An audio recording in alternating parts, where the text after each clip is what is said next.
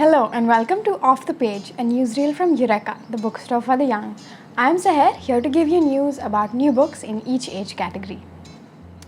The first two books we have are all about art, the first of which is An Artist's Eyes by Frances Tosdevin and Clemence Monet, which is the story of Joe and Mo, whose eyes may look the same but see very differently. Where Joe just sees green, Mo sees apple green and lime and the zinginess of moss. Mo can see the colors shift and dance with the light and the shadows. And slowly, Joe is beginning to feel like he may never see the world the way an artist does. But soon, with time, Joe also starts to see the world with his own vivid imagination, with stories laid out in the world for him to see. This book is filled with vivid illustrations that capture the unique perspective of every artist as we follow a little boy learning to see in full color. The next book is Little Pea's Drawing School by David Cali and Sebastian Moran, which is a book that you can just tell people had fun making. There's so much detail in the illustrations that broadens the story, as well as little puns in the writing. It's the story of Little P and all his art students, and altogether they are learning new ways to look at art. There's a little tarantula in the story who absolutely captured my heart and is guaranteed to capture yours as well. This is a very charming story about how you don't always recognize someone's talent at first glance, and if art is given space and time, beautiful things can be discovered. Our next book for children is Democracy by Philip Bunting, which breaks democracy down to its bare bones. It talks about its origin and history to better understand its role in the present. This book's illustrations provide great visual guides to help avoid any kind of confusion and is filled with clear and simple explanations on how democratic governments work. It covers our role in the process, elections and voting, as well as all the other ways that we can make and affect change.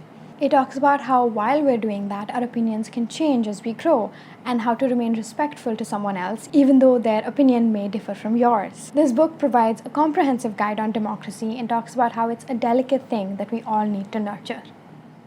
The next book is perfect for anyone who's into myths and mythology. We have From Makras to Manticores, Around India in 100 Mythical Creatures by C.G. Salamander, with illustrations by Sheena Devaya.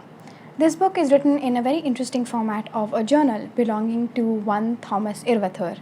He has traveled all over India, documenting and writing down every kind of mythical creature that he finds, as well as the cultures that they are derived from. He is very adamant that you do not read his journal and that he wants to get it published as a book, and that if you find it, you return it to him immediately. I thoroughly enjoy the format that this book is written in, from like the quality of the pages to the printing style. It really feels like someone's journal who has been, pasting pictures of the locations that he's at, as well as accompanying illustrations of the mythical creatures, and it all comes together to map out a fascinating adventure. The last book for the video is this debut young adult novel, We Deserve Monuments by Jas Hammonds. And before I start talking about it, I just want to take a moment for this cover.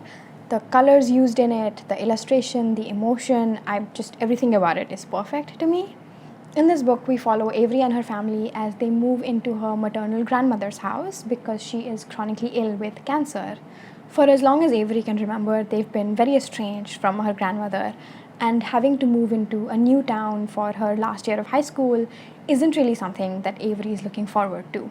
But while they're there, Avery also begins to develop feelings for the girl next door, which brings up its own set of complications in a fairly conservative town. Avery discovers that there's a lot of history in her family, a lot of stories that nobody has told her about, that her mom and her grandmother and everybody in this town have just kind of buried. Avery wants to pull them all into the light, but it comes at the cost of all the tentative relationships that she's beginning to form in this town, including the one with her grandmother.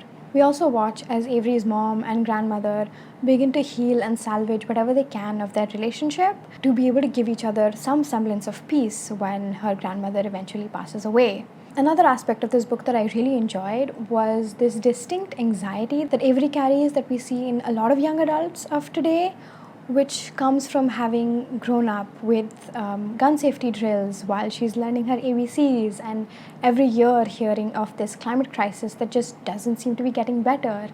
And then in her formative teen years, having to deal with the pandemic and feeling like a lot of time has kind of been snatched away from you.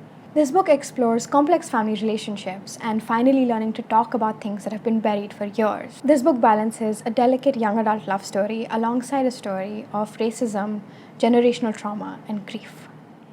Liked what you saw and heard? Want to buy any of these? Log on to www.eurekabookstore.com and place your order now. Also, follow us on Instagram for a daily feed of books. If you happen to live in Delhi or are just passing by, please drop by at M75 M Block Market, Greater Kailash Part 2.